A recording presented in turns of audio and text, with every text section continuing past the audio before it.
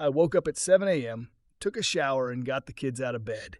After preparing their breakfast and school lunches, I woke Tracy in time for her to get 11-year-old James and 8-year-old Maddie onto the school bus. She was tired from a late tennis tournament the night before.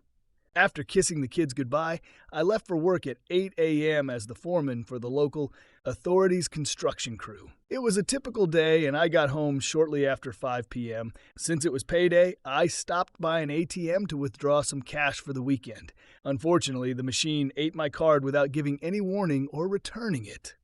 It was foolish of me to try using my credit card to get cash. The machine swallowed that too, and the bank was closed. Maddie's birthday was on Sunday, and I had planned to spend Saturday finding her a special gift. Frustrated, I headed home, only to notice Tracy's car wasn't in the driveway. Concerned, I rushed to the front door, hoping she hadn't taken the kids back to an empty house. I had asked her to call me if she needed to do anything important after school, so I could come home early. As I inserted the key into the lock, a voice behind me called Mr. David Brown. I turned to see a middle-aged man handing me a yellow A4 envelope with Slug and Pike printed in one corner. He simply said, "You've been served," and walked away. Confused, I entered the house, which felt unusually empty. 2 minutes later, it hit me. Not only were my family members gone, but so were their clothes and belongings. There was no note or message on the phone. Nothing at all. The only clue amidst the confusion surrounding me was a yellow envelope resting on the kitchen table. I opened it and quickly realized the first document was a divorce petition. I'd never seen one before, but the title left no doubt. There were sticky notes sticking out the side, marked "Sign here." I didn't bother reading it in detail and moved on to the next document, which was more difficult to understand. It soon became clear that this second document stated I had 2 months to vacate my home, so it could be sold. What the hell? The third document was even more bewildering. It revealed that someone named Michael Smith wanted to adopt my children. Again, what the hell? The final document left no ambiguity. It was a restraining order, banning me from coming within 200 yards of my wife, children, or Mr. Michael Smith's residence at 12 Riverview Drive. Blah, blah, blah. I felt completely lost, the magnitude of the changes in my life threatening to crush my soul. Perhaps it would have happened eventually, but I had no idea things had gotten so bad. My innate emotional defenses kicked in, keeping me from losing my sanity. At first my mind was blank, but gradually bits of certainty began to emerge. My wife had left me, seemingly to pursue a relationship with someone I'd never even heard of. She'd taken the children, leaving me alone to face this new reality. Tracy asked me to let the children go so Michael Smith could adopt them. She froze all our joint bank accounts and planned to sell the house to raise funds. Michael Smith, her accomplice in this betrayal, lived at 12 Riverview Drive. To make matters worse, I felt ashamed of my ignorance. If Tracy had reached this decision, it must have been building up for a long time, and I hadn't noticed a single clue. I knew Tracy wasn't particularly bright, so the only conclusion I could draw was that I had been extremely oblivious. I searched my memory for any signs from the past. Sure, Tracy had been somewhat distant around 6 months ago, but when I mentioned it, she snapped out of it, and our life, which had become a shadow of its former self, returned with renewed energy. In fact, it seemed stronger and more vibrant than ever before. I no longer recognized the sexually reserved wife I once knew. She had transformed into someone more daring and passionate. Reflecting on some of our recent bedroom activities, I laughed bitterly, wondering if she had already explored these experiences with Mr. Smith. It wasn't the Tracy I thought I knew. The realization sent a chill through me. I now believed she had always wanted to explore these things, but her strict upbringing had held her back, at least with someone she respected. The inevitable conclusion was both sad and ironic. Tracy had lost respect for me 6 months ago. 6 months ago, Tracy lost respect for me, which was heartbreaking. Hold that thought, Dave, I told myself. You'll need every bit of humor to get through what's coming. Still in disbelief, I decided to take my first action, which might surprise those who hadn't read my latest psychological evaluation. My employer had recently pulled all senior staff members, and I was proud of one line in the report. Mr. Brown doesn't exactly follow the rules. It was a subtle way of saying I was a results-oriented cowboy who got things done using only the broadest guidelines. This was followed by the highest professional compliment I'd ever received. During a performance review that year, my straightforward supervisor sat me down and said, "Dave, whenever there's a tough job to do, I assign it to you." On that day, I recorded my journal how I think you'll handle it and how long it will take. I'm pleased to say I've never been wrong. He gave me top marks, and we shared a hearty laugh. Unfortunately, it didn't mean much because I was already at the peak of my career with my current qualifications, and the pressure of supporting a family had kept me from completing my engineering degree and advancing further. Half an hour later, I found myself parked near 12 Riverview Drive, definitely not 200 meters away. Tracy's car was there, but there was no sign of life. This was the most upscale area in our city, with mansions lining the street. I imagined Smith's house was just as grand as the others. Suddenly, the name Smith sounded strangely familiar, but I couldn't quite place it. Did Michael Smith be the obnoxious guy from those TV commercials? The one who insisted on appearing in his own ads that rotated with tedious regularity. Every week, if I recall correctly, he owns one of the city's few supermarkets, acquired in a hostile takeover about 2 years ago. If I'm right, I'm in deep trouble. This guy is a big deal. My thoughts were interrupted when the front door opened, and he got into his car and drove away. I recognized him as the same middle-aged man who had served me the papers a little over an hour earlier. This prompted me to open the yellow packet I had brought along and read the divorce petition. It felt like a declaration of war. Tracy was demanding everything: the house, the car, cash, alimony, and child support. Furthermore, I would have no access to the children. I knew Tracy was competitive. She always had to win everything and insisted on crushing her opponents in the process. This petition was so typical of her. As I was processing this, the door reopened about 30 minutes later. A well-dressed woman, approximately 40 years old, appeared on the front step. A 50-year-old man came out, set a large bag near her, and then went back inside, closing the door. The woman stood there for several minutes, clutching a familiar yellow packet in her hands. Finally, she rolled her bag to the gate and began walking down the street towards me. Her expression mirrored the confusion I felt. As she approached my car, I stepped out to meet her. She stopped 2 steps away, her eyes red and glassy from crying, and held an envelope. Holding an envelope in one hand and her suitcase handle in the other, she looked at me. Her face a mirror of my own shock and confusion. I simply extended my envelope to her and said, "Snap." She burst into tears, recognizing the situation we both found ourselves in. She stood motionless as I loaded her bag into my trunk and opened the car door for her, aware that we were being watched and that the police could be called at any moment. I drove a short distance, took a few turns, and parked. The realization that she was in the same situation triggered a protective instinct in me, clearing my mind a bit. Even with tear-filled eyes, she was a stunning woman who showed no signs of taking the initiative. I introduced myself. "My name is Dave, and I think my wife knows your spouse." She turned her grief-stricken gaze to me and smiled softly. As I watched her, I noticed her grief seemed to ease slightly. "I'm Wendy. Is your wife's name Tracy?" she asked. I nodded. Wendy continued. "I discovered them in bed together last month. I thought things were improving between us, but tonight she broke into tears again and I gave her time to settle down." Tracy's complete betrayal didn't surprise me as much as I had expected. "Is there anywhere I can drop you off?" "Maybe with relatives or friends?" I asked. Wendy shook her head. "I have no relatives here, and Michael has alienated me from all of my friends." I asked if she had eaten, and she shook her head again. Checking my wallet, I found less than $150, so I drove to a known low-cost eatery to get us some food. I led Wendy inside the restaurant, and to make a long story short, we shared our life stories. I was 32 years old, married in my second year of university, and dropped out the following year after an unplanned pregnancy due to a contraceptive failure. Tracy was against abortion, so I left school to support our family. Tracy didn't work, and I believed we had a good marriage. I resented her laziness a bit, but I accepted it. In our increasingly selfish world, Tracy seemed like a dedicated mother to others, which irritated me because in private she was carefree and self-centered. I stopped bringing up this sensitive topic long ago. Since my parents' deaths, I had cared deeply for our children, being an only child myself. My family was all I had. Wendy, on the other hand, was 41 years old.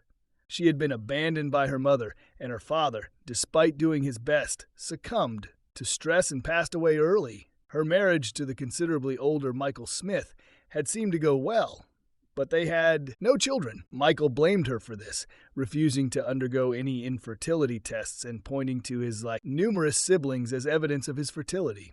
Her inheritance was spent on building Michael's business. Wendy went to the ATM across the street from the restaurant, as I suggested, to check if any of her cards were still working.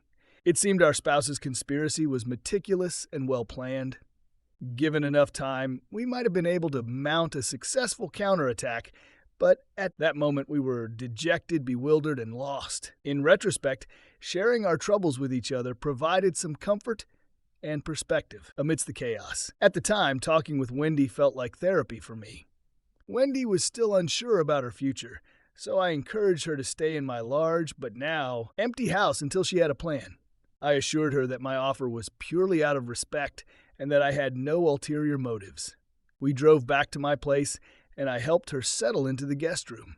Later, we shared a bottle of wine, and she reached out to place her hand over mine as I confided in her about my fears of not being able to see my children as often as I wanted, or possibly at all. Her empathy brought tears to her eyes, a gesture of compassion that I found difficult to express myself due to my upbringing. Our conversation felt like a traditional counseling session, and by the end of the first bottle, we had come to some important realizations. It was clear that Tracy and Michael's actions were meant to keep us off balance and discourage us from hiring our own attorneys. Tracy's motivations were unclear, but it was evident she was determined to win, as usual. The idea of an equitable division of children and property upon the dissolution of our marriage was not in her character, so an amicable divorce was out of the question. Wendy seemed to be a genuinely good person, and through our conversation it became clear she could be a valuable ally during this challenging time. As emotional allies, we retired to our separate bedrooms, comforted by the fact that we were not entirely alone in the world. The following day, we kept each other distracted to prevent the new circumstances from overwhelming us. When Wendy became frustrated, I encouraged her with stories and jokes. When I felt the darkness closing in, she made me laugh. It was an unusual day, but we managed to get through it together. Despite her beauty, Wendy was somewhat mysterious and shy. With no other source of income, we pooled our money and shopped on a budget. We didn't go hungry, and for a few weeks, we actually enjoyed the experience of shopping frugally. For Wendy, who had lived comfortably since her marriage to Mr. Smith, this was a clear cultural shock. We started talking about our future goals, but the conversation became too painful. On Saturday night, we watched a lovely movie together. Wendy was still in bed on Sunday morning when Tracy's father, John, and younger sister, Beth, arrived unexpectedly. I invited them in for coffee. We had always gotten along well, and I suspected Beth had harbored feelings for me, especially since her ex-husband had run off with his secretary. Wendy emerged at the kitchen doorway, wearing her bathrobe just as the coffee was brewing. She apologized, clearly embarrassed to be seen this way. John raised an eyebrow and looked at me angrily. Before he could say anything, I quickly clarified, "Before you disgrace yourself, Dad. This is the wife of the man your daughter is involved with. Living with. He threw her out of the house on Friday, the day I met her. She had nowhere else to go, so I offered her a place to stay. You see, I'm not the only one your offspring is trying to crush." John looked taken aback and then said, "I apologize, Dave. Tracy's mother was supposed to come, but she's too embarrassed. We know what Tracy did to you, and I just wanted you to know how angry I am with her. I didn't bother telling her to leave our life, but you know how it is with grandchildren. And all that. I understand, Dad. Thank you for your views." I responded, "What baffles me the most is why she's doing this. I understand her strategies.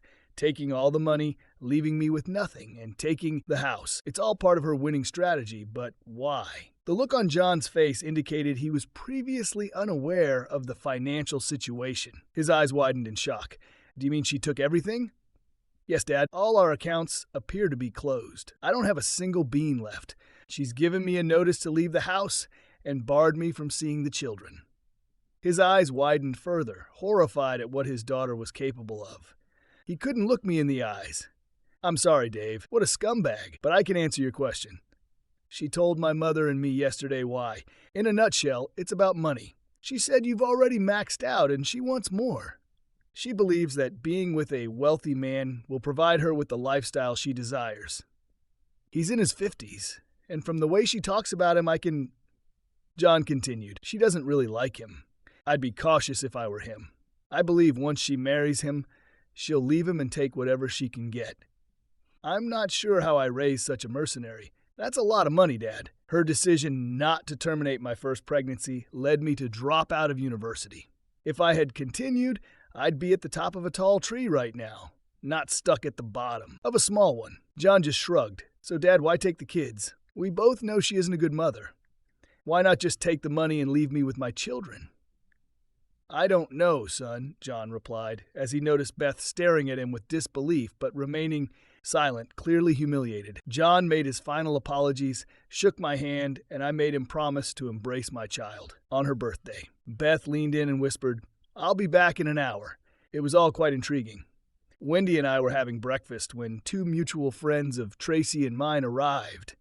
They had seen Tracy with an older man at the restaurant the night before and were curious about what was going on.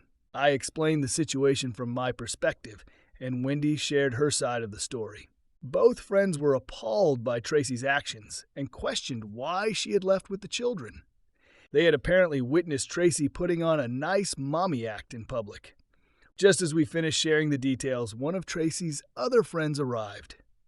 We all recounted the story to her, and she was as shocked and frightened as everyone else. We were still talking when Beth returned. She pulled me aside and handed me an envelope. Beth handed me an envelope and said, There's $1,000 in there, Dave. Let's call it atonement for my sister. I hesitated, my pride struggling against my desperation, but I took the envelope. Thank you, I said sincerely. Beth continued. I also wanted you to know that Dad hasn't been entirely honest with you. Tracy came over yesterday to pick up the kids and shared almost everything. I got the rest from her later.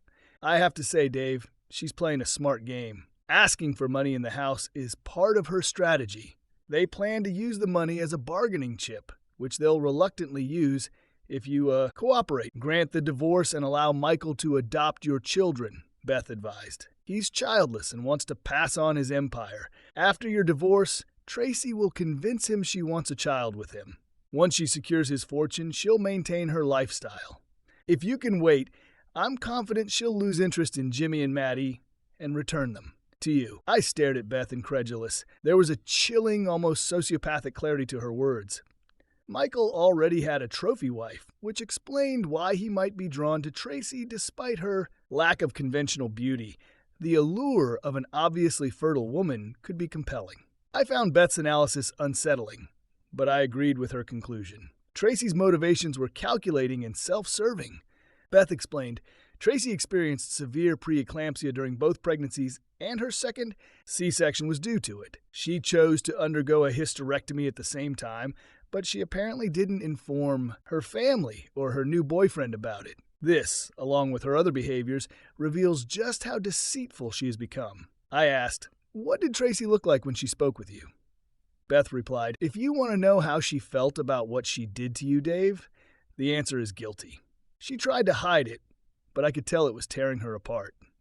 She knows she's ruined a decent man, but you know her.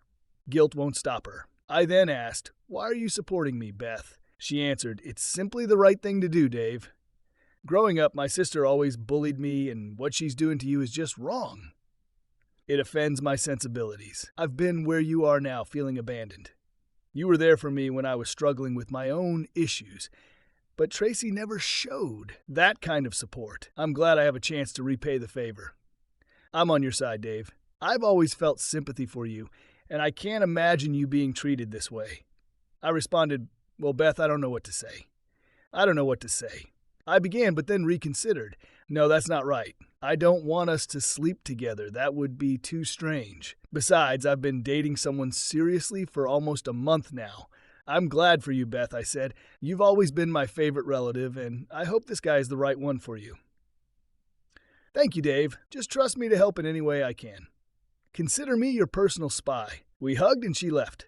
I returned to Wendy and our friends. By evening, we had to call 3 more friends to explain what was happening. Their support and sympathy were overwhelming and distressing. After dinner, we cooked together and talked about the future. And I took $200 from the stash Beth had given me and handed one portion to Wendy. I showed her where I had hidden the rest in the cookie jar alongside Beth's gift. I hoped it would see us through until the next payday. I told Wendy about Beth's involvement today, and she wasn't surprised. Her own infertility issues had been a growing concern in her marriage. Wendy noticed I was particularly agitated at this time of day and asked, "What are we gonna do?" I replied, "My first priority is my children's well-being. And that certainly doesn't include leaving them in the hands of these schemers. I must ensure I have the means to care for them, including finding money.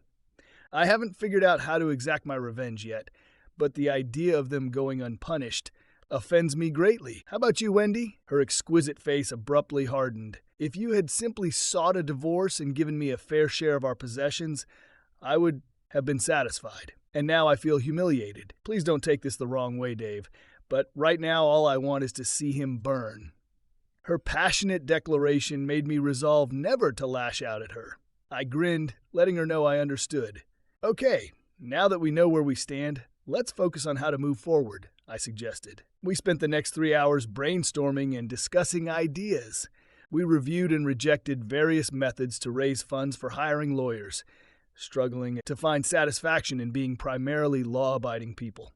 Our discussions centered on legal and ethical strategies for winning, but we hit a dead end. Seeing no clear solution, I asked Wendy about the affluence they had moved to when they relocated 2 years ago. She explained that Michael had taken advantage by purchasing a house and a shop, using them as leverage. He had borrowed $2.5 million for expansion, which was his only noticeable weakness. We talked about how to exploit that weakness to our advantage.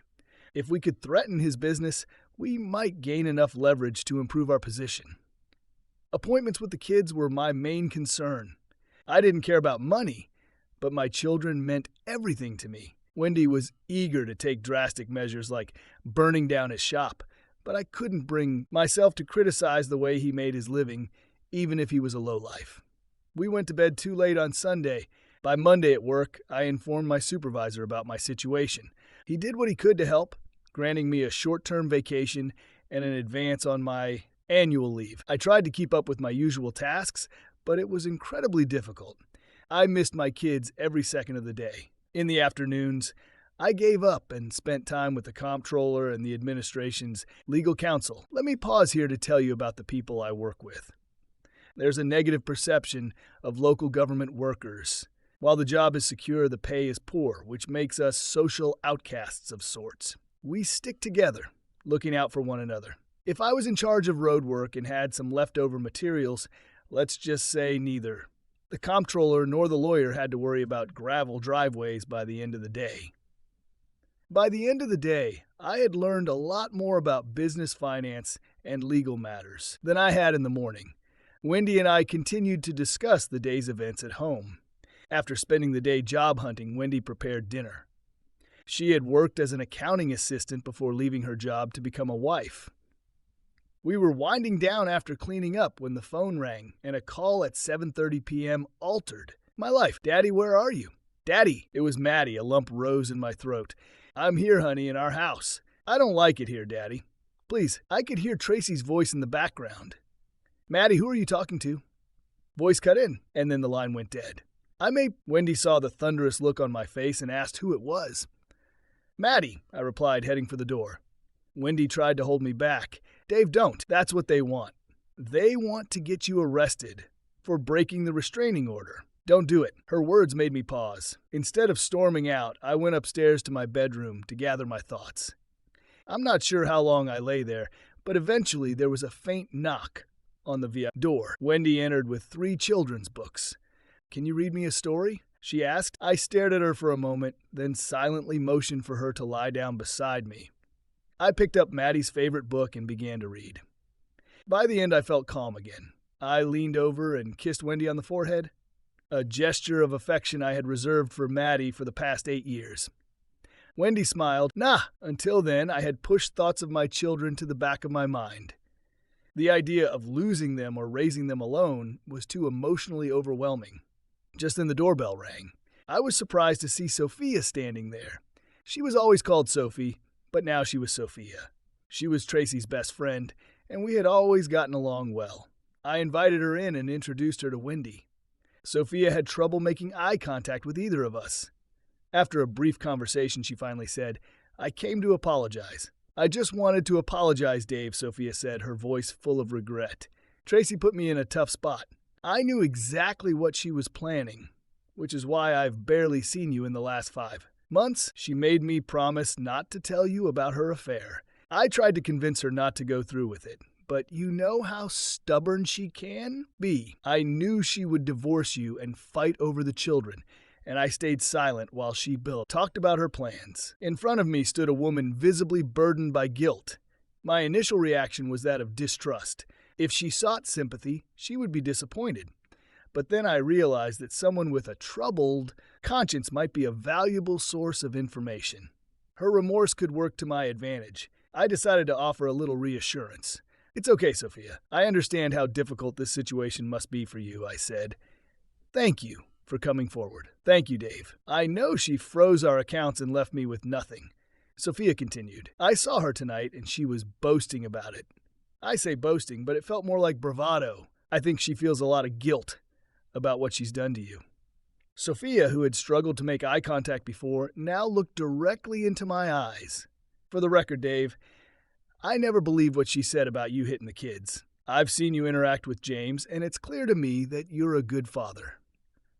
Maddie and I both know you'd never do that, Sophia said, her voice steady but tinged with sadness. But she reported you to Child Services, accusing you of abuse. Although they couldn't prosecute due to lack of evidence, the mere allegations were enough to get a restraining order. I sank into my chair, stunned by the revelation. Damn, I was 5 times the parent she was. My guests watched as a storm of emotions flickered across my face. I pushed aside everything except the final emotion, pure, unrelenting hatred. When my thoughts finally settled, clarity emerged. I realized I needed to fight as ruthlessly as she did. If one side fights dirty and the other stays clean, the outcome is inevitable. I knew I had to match her level of deceit with a strategy of my own, one that required creativity and cunning. It's clear now, I said, my voice tight with resolve. She's not stopping at anything to win. I've never been violent, but if that's what it takes to protect my children, I'll do whatever it takes. Sophia nodded. I can see the determination in your eyes. Like I said, what she told me about you didn't add up. I know plenty of fathers who spend time with their kids at bars or on fishing trips. I've seen you with yours. You're dedicated and willing to go to any length for them. She's a liar and a con artist. I leaned forward. Sophia, do you know what her full plan is? She continued. We've learned from another source that she intends to use our money in the house to gain full custody of the children. Then she'll have Wendy's husband adopt them, promising to have a child with him. He's eager for an heir, and she'll delay having a baby with him until after they're married, saying she doesn't want their child born out of wedlock. But we know she can't have more kids. Mike Smith doesn't know that. By the time he finds out, she'll have swapped half of our modest assets for half of his fortune. The collateral damage to me is enormous. The weight of her words sank in, fueling my resolve. The concern you show for the kids is real, and you're right. Tracy doesn't deserve any of your assets, Sophia said, her voice full of sincerity. But what kind of best friend would lie to you about her husband abusing their children? I paused, letting the truth sink in. Sophia's humiliation was palpable as she excused herself and left. I attempted to retreat upstairs to process my emotions, but Wendy stopped me. Without a word, she held me, offering silent comfort to 2 souls in distress. Eventually, I thanked her, and we settled in for the night. I'm not sure how much rest Wendy got, but I barely slept. My anger over Tracy's deceit clashed with the pain from Maddie's call. I finally gave up trying to sleep around 4 a.m. When the outlines of a plan began to take shape in my mind, Wendy woke me by opening the curtains. "Good morning, sleepyhead. Breakfast is ready," she said cheerfully. After a quick shower, I headed downstairs. Even though it was early, I called my boss and requested some time off. He agreed without hesitation. Wendy watched me across the kitchen table. "Wendy, how far are you willing to go?" I asked. "Yes, David, I didn't realize you cared so much." She replied, playfully tousling her hair and smirking. I grinned back, a bit cheeky. "I mean, how dirty are you willing to get in this fight?" I clarified. "Try me," Wendy said with determination. "Well," I said, "I'm considering destroying your husband's business, dismantling my wife's support network, and completely derailing her plans, leaving them both as wrecks." "That sounds like a solid starting point," Wendy agreed. "I have some ideas to add." After breakfast, we compared our findings. While Wendy delved into libel and slander laws online, I reached out to Tracy's mother. My hunch was correct. She was completely unaware of Tracy's involvement with child services and was horrified by her daughter's actions. Next, I called Beth, relaying the situation to her. Initially, she was ready to disown her sister, but I persuaded her to keep her feelings in, check and act as our insider. By the time I finished my calls, Wendy had completed her research. We spent an hour in the workshop, crafting 2 signs. A short while later, Wendy and I set up in front of Michael Smith's office building, which I knew was on land leased from the local authority. So we were well within our rights. We positioned ourselves prominently, but without obstructing the entrance. I held a sign that read, "Talk to me about how the owner of this store stole my wife and children." Wendy's sign read, "Talk to me about my husband's morals." As anticipated, Wendy's sign drew more attention. She was far more visually appealing than I was. It quickly became clear that while people were hesitant to approach me alone, once a few had stopped, others felt emboldened to engage. When they did, I simply shared the facts of the situation. Wendy's research had confirmed that as long as we stuck to the truth, we were protected from libel charges. Through our satisfaction, nearly everyone we spoke to chose to take their business elsewhere. People seemed genuinely offended by Tracy's actions, and many were moved by my story. Women in particular expressed outrage over the situation. Although our actions had a minimal impact on business, our plan was progressing. Amidst the general public, we attracted some notable visitors. Just before lunch, the store manager approached us, threatening to call the police. He captured the moment on film, where I offered to give him the emergency phone number for the police. True to his word, the police arrived shortly after lunch. After a brief discussion with the store's management, they asked us to move our chairs slightly to avoid obstructing foot traffic. Our confidence in the plan grew around 4 p.m. when a local radio reporter approached us, requesting an interview. As Wendy and I shared our stories, a crowd began to form, drawn particularly by my allegations of child abuse. The topic of child abuse is so sensitive that the accused rarely confronts it directly, which piqued the crowd's interest. The reporter and crew assured us they would stick to the facts. We spent the evening waiting for the store to close, saying goodnight to the manager as he locked up and promising to return the next day. That night, we were thrilled to see our story covered on the local news. The following morning, we greeted the manager with a cheery good day. Shortly thereafter, 2 uniformed security guards arrived and effectively placed themselves between us and potential interlocutors. I called the police again, who arrived and spoke to the manager about his attempts to stifle our free speech. To keep the crowd entertained and satisfied, I treated the officers to coffee from a vendor set up to cater to the gathering. That day, we were the town's main attraction. Itty truly outshone with her abandoned wife look. She could easily pass as an actress with her striking appearance. We were so focused on watching the state television news van parked across the street that we didn't notice 2 men in suits approaching us. It wasn't until I was handed a cease and desist order threatening legal action for an estimated $30,000 in daily losses that we realized the gravity of the situation. The entire confrontation had been recorded digitally. The men in suits left in a hurry, leaving us to continue discussing our story with a reporter. We reiterated our commitment to sticking to the facts and requested that no embellishments be made. Clutching a letterhead from Slugged Ann and Pike, we wrapped up another productive day and headed home. As we left, a sizable crowd remained outside the store, eagerly waiting for more updates. We hurried back to catch the nightly news, and I half-jokingly suggested that Wendy should consider getting an agent. When the story aired, it was disheartening.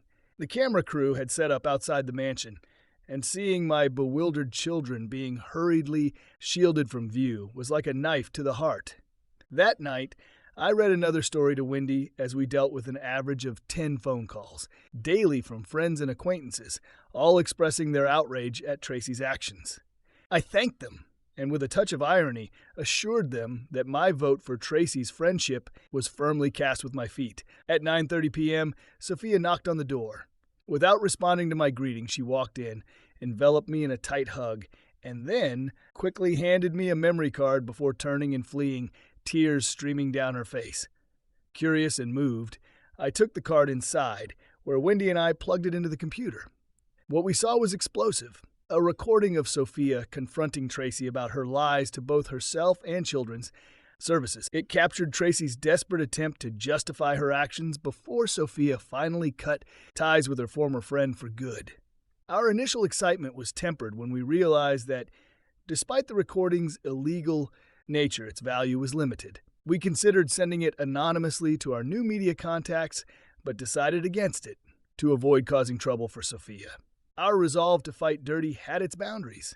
The following day, Reginald Pike, LLB, showed up unannounced, flanked by no journalists. He attempted to serve us both with lawsuits. In the end, one of us managed to film the encounter, but it was clear that we were being sued for an enormous sum despite our financial situation. The whole affair felt like a pointless exercise, and after the commotion, we returned to our routine. Our vigil was indeed a lonely one. The store was nearly empty that day, likely due to competitors capitalizing on Mr. Smith's misfortune by aggressively advertising their own similar products. The market seemed to be in a feeding frenzy.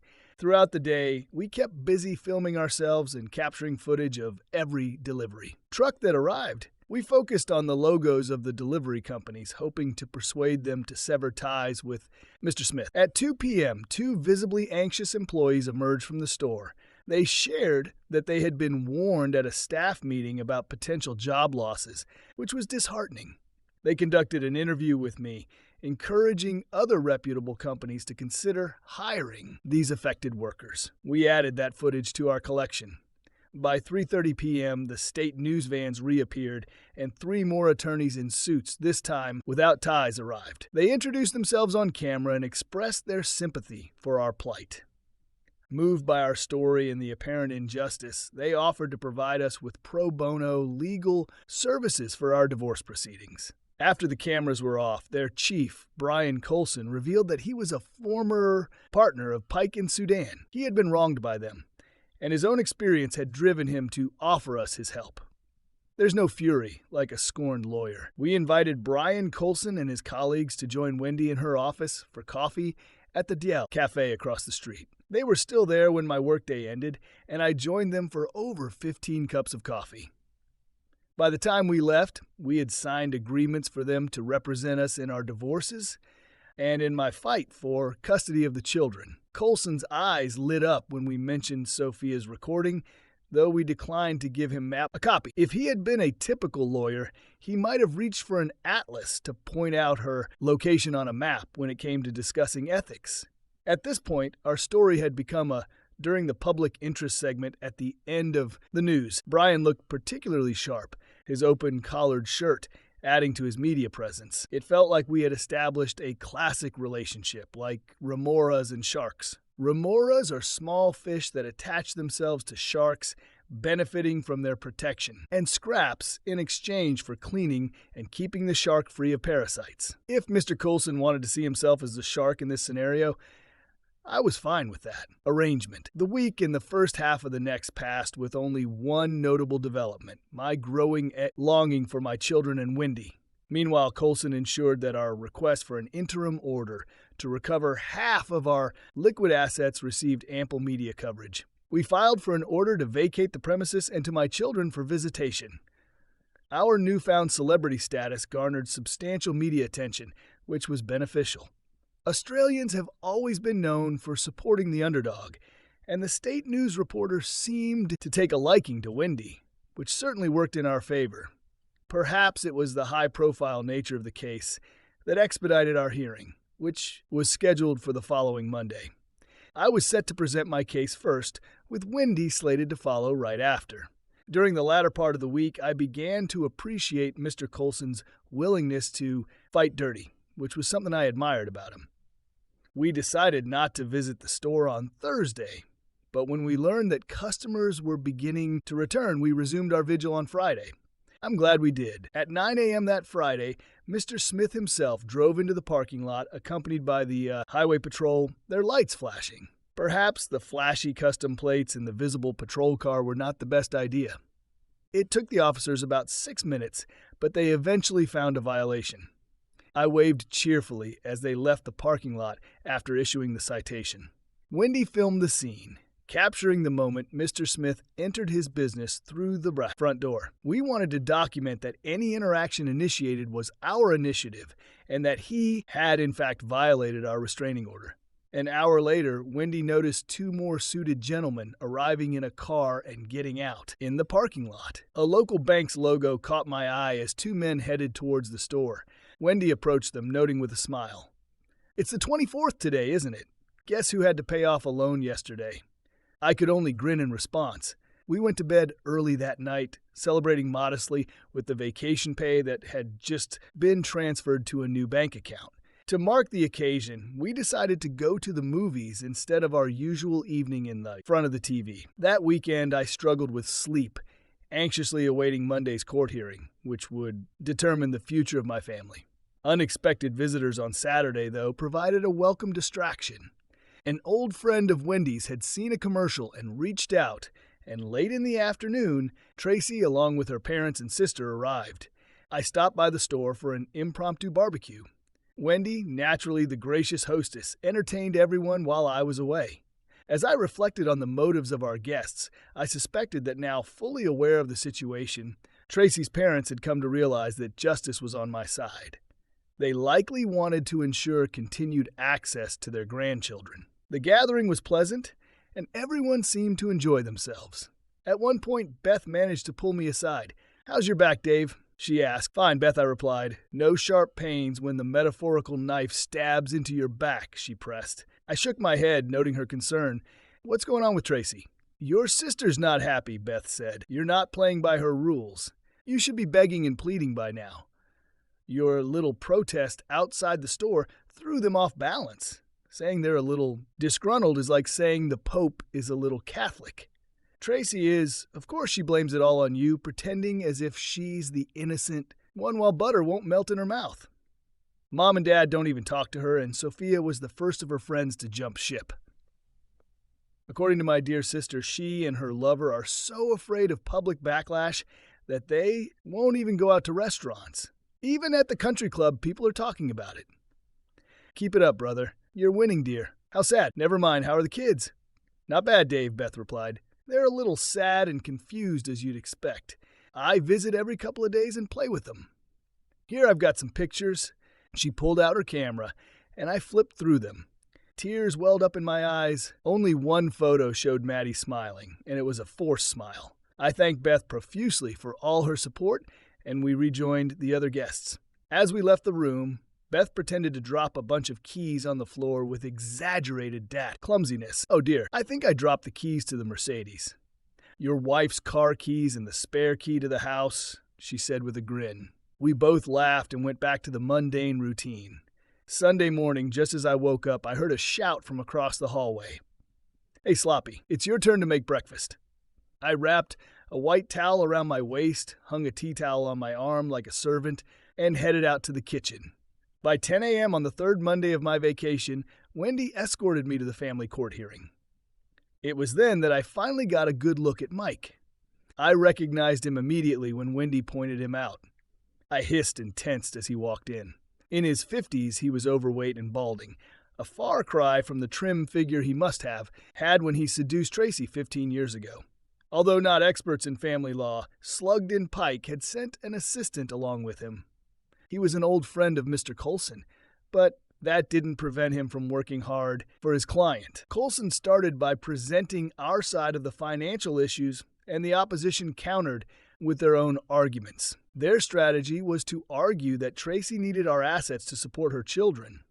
After Colson introduced my motion for joint custody, he tried to request an order for the children to be interviewed by Children's Services staff to express their views.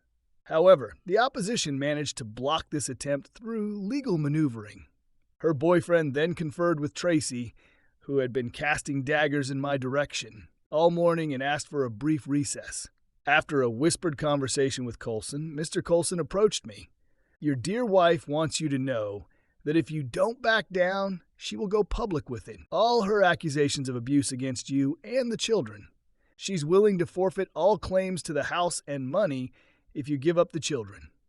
I glanced at Tracy, who was smiling smugly, then looked at Wendy, seeking strength.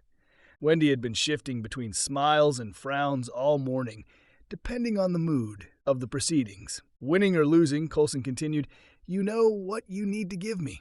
I reached into my jacket pocket and pulled out a small tape recorder, handing it to him. Sophia had given me permission to use it as a last resort.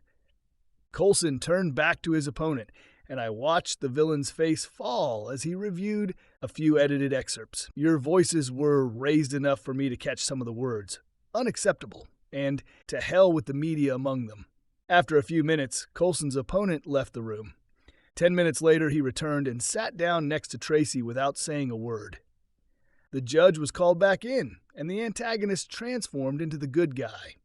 "Your Honor," he said, "on behalf of my firm, I must inform you that due to new evidence, we can no longer represent the defendant in this case." Tracy looked stunned and confused as the judge confirmed the attorney's recusal.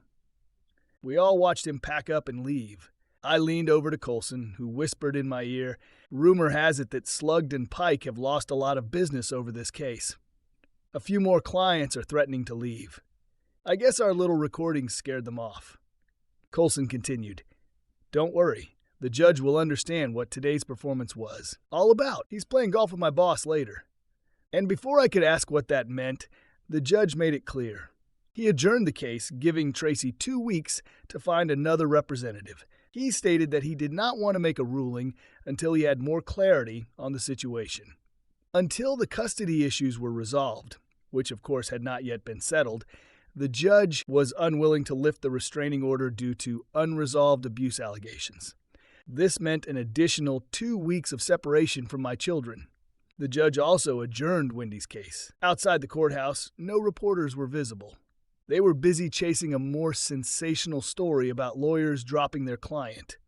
That night, Slugd and Pike issued a statement that included terms like conscience and good judgment, which only fueled further speculation. Any sense of victory I might have felt was overshadowed by how much I missed my children.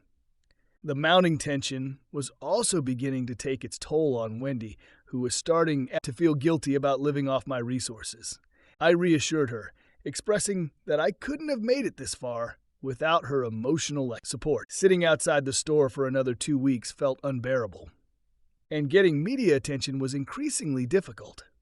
I was already dreading the possibility of having to resort to extreme measures just to get noticed. I decided to skip Tuesday's protest and simply monitor customer traffic from a distance. Just after lunch, my phone rang with an invitation from a mysterious individual named Henry who wanted to meet at a coffee shop across town. I asked Wendy to keep watch from afar with a camera to ensure everything stayed on track. Nothing untoward happened during my meeting with Henry, or if it did, no evidence was revealed. Henry turned out to be the assistant manager from the store, and his covert approach was meant to keep rumors at bay. He urged me to resume my vigil outside the store, revealing that the bank was pressuring Mr. Smith to sell the store quickly and at a loss to cover the debt. The bank knew they couldn't recover the loan while Smith was in charge. Henry, along with several employees, was secretly negotiating with the bank to buy back the store's stock. Wendy and I were heartened by this news and resumed our posts with renewed energy. Later in the week, our lawyers provided more good news. Wendy handed them a batch of documents related to an agreement made during the transfer of inheritance. This agreement involved investing in a business that was supposed to pay monthly dividends. The reinvested amount had grown into a substantial sum. Saturday, a day off from our store vigil, saw the beginning of the store's closing process, partly to avoid paying overtime. We invited Beth, her parents, and a new old friend over for a barbecue. Beth briefly updated us on the latest at the Smith mansion, noting that things were not going well. She mentioned that Tracy's paranoia had led her to suspect Beth of being a double agent, resulting in a strained relationship and fewer visits over the past week. As we were finishing our meal, the doorbell rang. I answered to find Tracy standing there. "Aren't you supposed to be here?" I asked, puzzled. "Apparently, if I come to you, it'll be okay," she replied.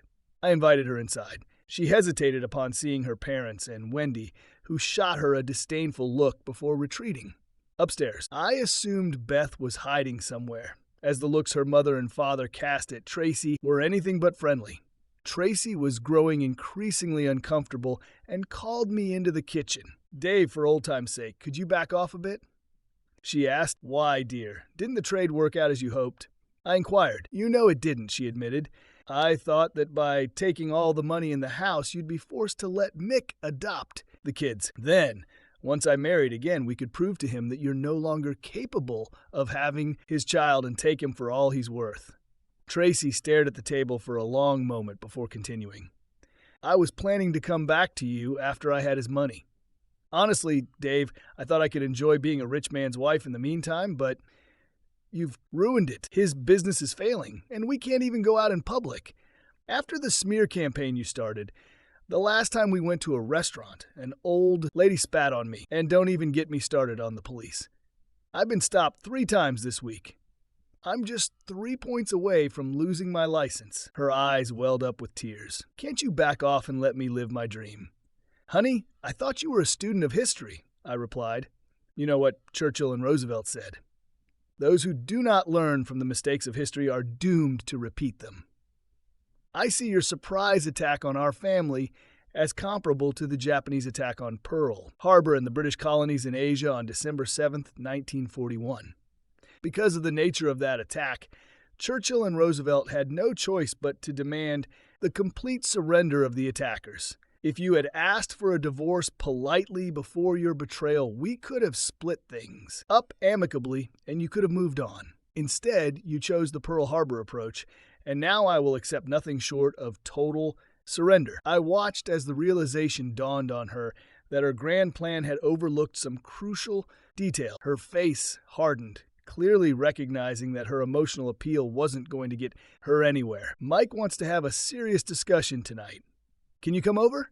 Tracy asked. "Yeah, and I just fell off the turnip truck," I replied. "Show up at your place and risk being arrested for violating a restraining order?" "No thanks. Well, we could meet here," she suggested. "Why not?" I shot back. "Because if Michael Smith comes within 100 yards of me, I'm going to rip his head off and spit down his neck." Tracy looked taken aback. She'd never seen this side of me before. "What did he do to you?"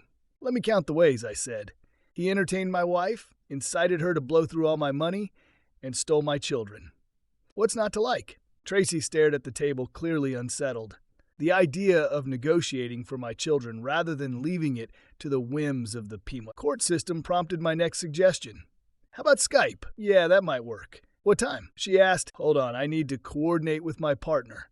"Partner?" Tracy echoed, puzzled. "Wendy," I clarified. "We make all our decisions together." That old Tracy started. "Who are you calling old? Have you seen who you've been sleeping with lately?"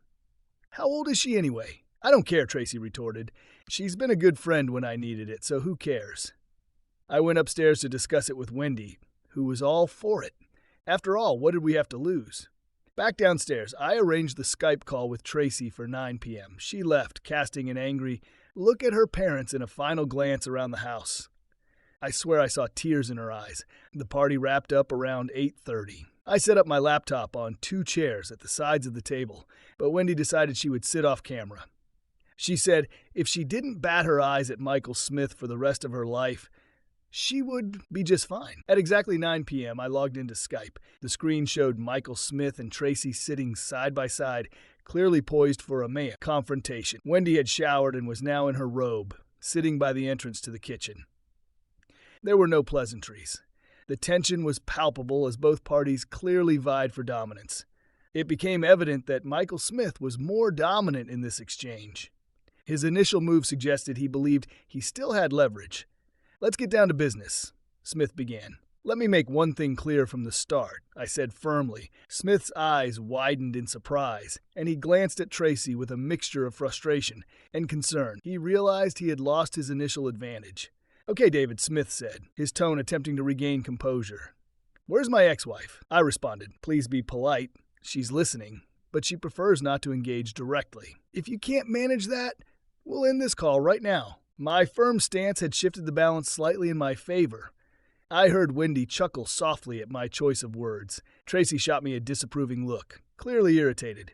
"All right, David," Smith continued. "Here's my offer. If you agree to stop your protests outside the store and perhaps hold a press conference to declare it was all a misunderstanding, I'll sign over the house and return half the money. I'll also agree to let you see the kids every other weekend." "Is that all you're offering?" I asked, raising an eyebrow. "And what about Wendy?" Smith's dismissive tone shifted to one of mock sincerity. "Wendy, why should I care about her? At this point, she's just a side note. I'm willing to give her 10% of the profits once the business is back on its feet." I glanced at Wendy, who responded with a look that spoke volumes. In her gaze, the middle finger was unmistakably prominent. I smiled and repeated her gesture towards the camera. "As for your offer of visitation," I said firmly, "I've decided that neither of you will see my children, so you can shove your offer where the sun doesn't shine." Smith tried to remain composed, though his frustration was evident.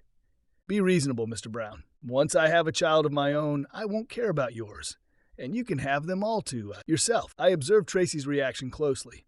Her frown was less about anger at losing her children and more about irritation at having her plans exposed. "So you want me to leave my children in the care of someone who treats them like bargaining chips? You have 12 days and 2 weeks to make your choice. Use Vaseline if you need to." Both Smith and Tracy spoke in unison, but their combined voices did little to sway me. Tracy had clearly lost this round. "Come on, Dave," Tracy said, her tone dripping with sarcasm. "Are you still upset that I left you for a better man?" At that moment, Smith rose from his chair and stood behind Tracy, draping an arm around her. It was a calculated move, clearly intended to be recorded and used against us, with a mixture of disdain and amusement as the scene unfolded, hoping to provoke a strong reaction for court purposes. Tracy and Smith put on a dramatic show, but I remained completely unmoved by their performance. My indifference, however, was tested when I felt a soft, warm arm slip around my shoulders from behind and something gentle pressed against my neck. "Be a gentleman, and don't look back for a minute," came the whispered command. It was Wendy. She turned my head and kissed me softly on the lips. We lingered for a few moments before breaking the kiss and turning our attention back to the screen. Tracy's expression had soured dramatically. The contrast between her self-image and the reality on the screen was jarring, shattering any illusions she might have had. Her face twisted in anger as she ordered, "Get your hands off my husband." I leaned in close to Wendy and whispered, savoring the warmth of her neck. "Nice tactic," I said. Wendy whispered back, "I expected him to pull something like that, but not her. Remember, don't look back." The warm feeling from Wendy's touch faded as I kept my promise and didn't turn around. I didn't need to. The little selfie in the top corner of the screen showed me everything I needed to see. Despite my efforts to be a gentleman, I was still human. The mumbling voices from the other end were lost on me as I remained lost in my thoughts. The doorbell rang, snapping me out of my reverie. While Wendy finished dressing, I went outside to answer it. To my immense joy, it was my kids. As soon as I opened the door, they enveloped me in their tiny, eager arms, mumbling excitedly. James snuggled against my chest while MD clung to my leg. Fighting back tears of happiness, I savored the moment. Wendy soon joined us with the camera, and I asked her to keep our internet friends entertained for a bit. I then took the kids to a quiet spot where they eventually calmed down. One by one, they shared their stories. They had sore feet from sneaking out of the mansion and walking through the night. Aunt Beth had helped James with some comfort along the way, and they were glad to be reunited with me. He recorded his mom on camera telling them to eat your own damn breakfast, while the kids, visibly shaking from hunger and exhaustion, clung to me. I quickly brought them glasses of milk and instructed them to sip slowly. I assured them that Wendy, a kind woman, would come soon to look after them. Back in the kitchen, I signaled for Wendy to come in and ask her to keep an eye on the kids. Taking a deep breath, I sat down in front of my laptop. Tracy, noticing something on my face, fell silent, but eventually couldn't hold back any longer. "I just wrote him," Tracy said. "Where are the kids?" I demanded. "Upstairs in bed," she replied. "No, they're not," I countered. "They just walked through the dark to get here. They told me they didn't eat properly." Tracy, recovering first from the barrage of accusations, responded with a defensive edge. "We'll come and get them soon." "No, you won't," I snapped. "The day I leave them alone with you is the day I'll see Satan ice skating to work. If I see you anywhere near here, I'll take whatever measures necessary to keep you from seeing them." Tracy's face showed a mix of surprise and triumph as she realized she had struck a nerve. The connection went dead soon after, and I confirmed that the conversation was recorded on my end. I then went to check on the kids. Maddie was happily sitting on Wendy's lap, chatting about her favorite topic, horses. James was next to her, gazing intently at her face. I took out the remaining pizza and asked them to eat slowly. Knowing what was coming next, I took the camera from James and transferred the footage to my laptop. I created a folder and placed the camera files, Sophia's voice recording, and the Skype session file into it. I then fast-forwarded through the Skype recording to the relevant parts. I wanted to make a note of the time and took a picture of Maddie's bruised wrists, adding it to the folder. It was another half hour before the doorbell rang. I used the time to comfort the kids with hugs until they were calm and called Beth to come over. Wendy was reading a story to the children when two female child care workers knocked on the door around 10:30 p.m. I invited them in and offered them drinks, but they were defensive and hostile. They insisted they were there to return the children to their mother. "I'm afraid that's unacceptable to me," I said firmly. Despite their attempts to argue, I seated them, showed them the bruises on Maddie's wrists, and had her explain how she got them.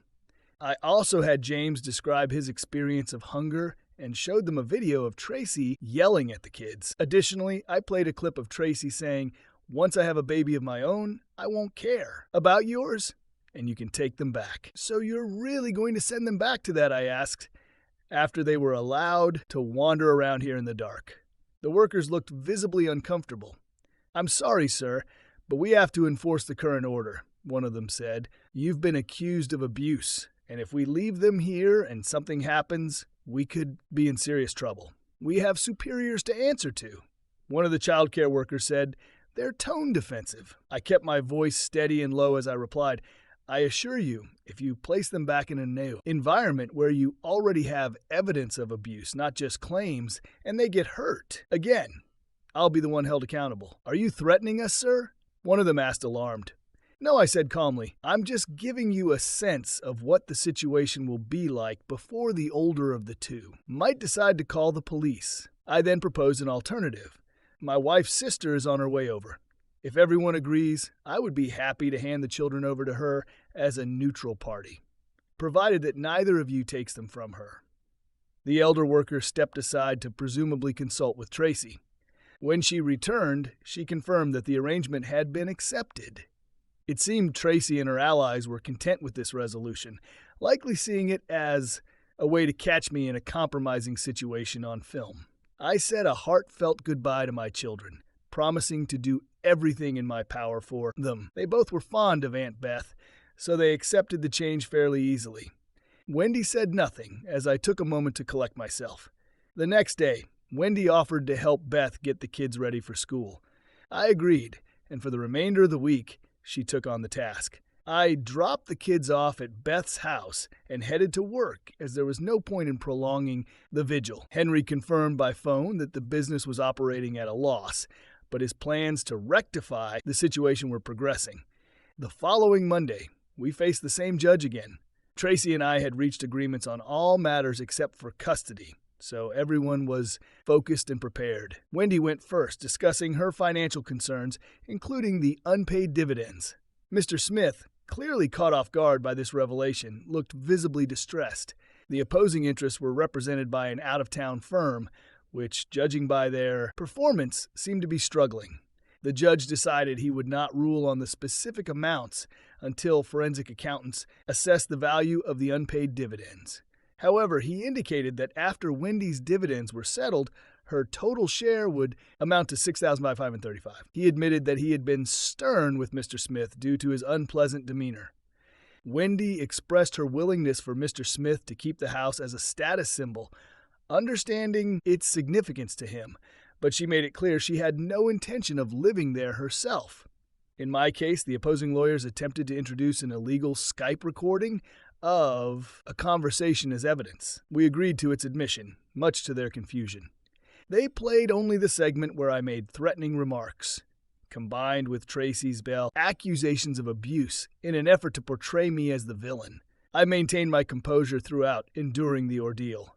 Before the trial, Beth and Sophia were brought in, and their testimonies highlighted that I was a far superior father compared to Tracy as a mother. Beth's statements were so compelling that they significantly impacted the judge's perception. I asked her to confirm that she was Tracy's sister, not mine. Tracy, stunned by the betrayal, fled the courtroom, not returning for either session. When it was my turn, Mr. Colson guided me through recounting the initial ambush, the children walking to my residence in the dark. He highlighted the hunger strike and noted that their mother and foster father were unaware of the situation. Colson presented the children's testimony, gathered by Child Services, on these and other matters. The opposition played the Skype recording, but struggled to object when we introduced additional footage, particularly Tracy's reaction to her partner's indifference towards my children. Colson sought to admit the footage recorded by James. The opposition tried to block it by citing rules of evidence, but the judge intervened, stating, "Gentlemen, this is not a criminal trial. Different rules apply here. My duty is to do what's best for the children involved, and I take that responsibility seriously. Mr. Colson, you may present the videotape."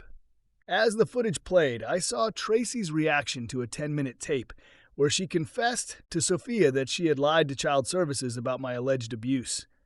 The courtroom was silent, the shock palpable, and their reaction was one of collective gasps as Tracy's falsehoods were exposed. On the tape, the kids heard Tracy claim that it was entirely Michael Smith's idea.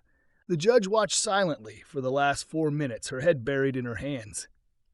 Michael Smith's displeasure was evident, and I couldn't help but feel a sense of vindication as I saw him squirm. When the opposition attorney was asked to explain their recusal, he stood there, his mouth opening and closing like a fish out of water, unable to provide a coherent answer. The judge then addressed me directly, stating he had one question. "Mr. Brown, could you please clarify the threat you made to Mrs. Brown and Mr. Smith?" I've also heard claims of threatening behavior towards child support workers. I was prepared for this line of questioning. I had anticipated an emotional argument and had my responses well researched and ready. I stood and met the judge's gaze firmly. "Yes, Your Honor, I can clarify. You've heard the same evidence I have, that my children were taken due to neglect and abuse. I've always viewed it not just as my responsibility, but as my privilege to protect my children from harm. I am willing to risk everything, even my freedom, to defend them. If that means threatening those who've harmed them, I stand by those actions. I would do it again in a heartbeat." No. For a moment I thought the judge might be embarrassed by my bold stance, but instead I saw admiration in his eyes. He nodded and retreated to deliberate. Less than an hour later, the judge returned with his decision. I was granted full custody of the children, with Tracy's access subject to my discretion. I overheard Colson murmuring his approval. The judge's decision was unprecedented.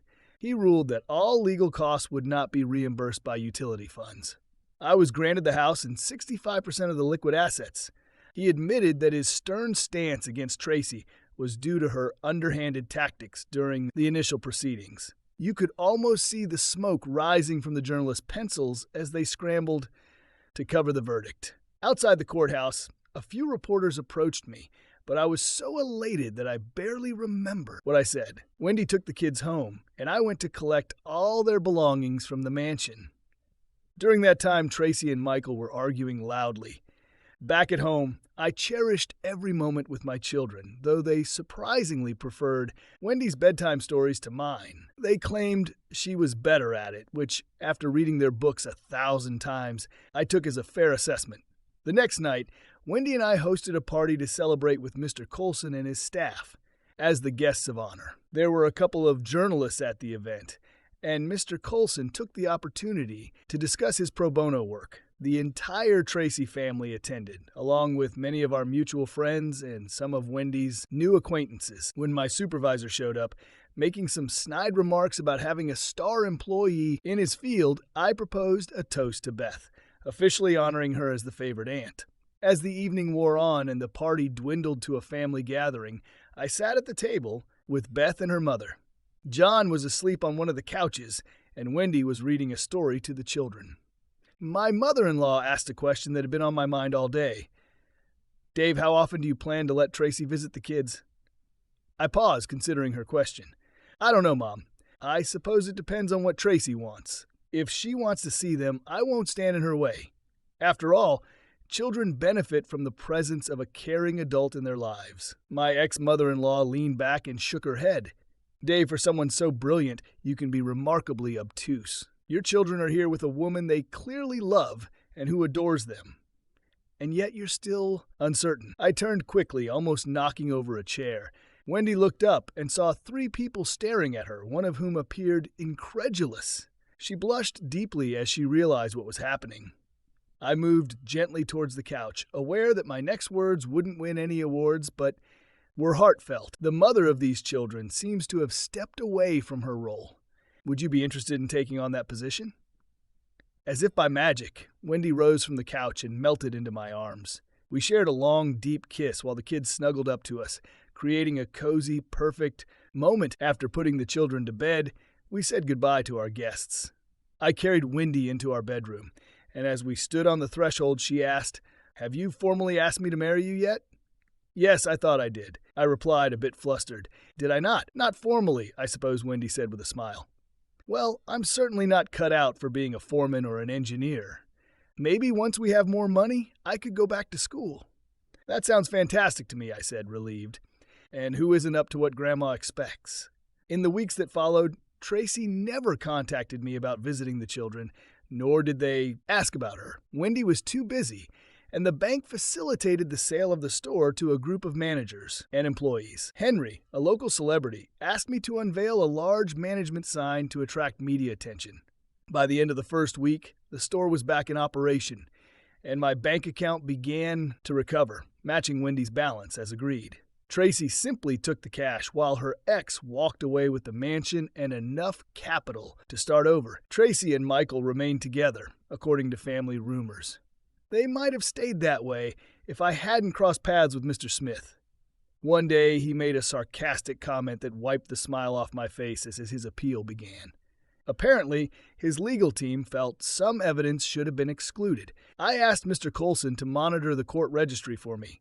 He discovered that everything was on hold while the couple was on a month-long cruise in the West Indies. Coincidentally, Mr. Smith received a fax while they were docked. Tracy, who had been released from a C-section and hysterectomy 9 years prior, was given basic care instructions. How did I know the ship was docked in a country where hitting women is strongly condemned?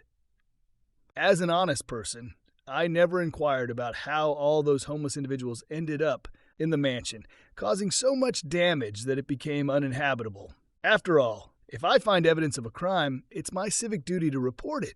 Who knew that insurance companies refused to cover damages when customers left their homes unattended for a month? Where did I put the keys Beth gave me? Was that the burned-out Mercedes I saw on the side of the highway yesterday? At the end of my first year at university, I offered to work part-time until graduation to help care for our baby. Wendy, however, expressed concern about how long she could tolerate being married to someone without qualifications. Thank you for taking the time to hear today's story. If you enjoyed it, please like and subscribe if you haven't already.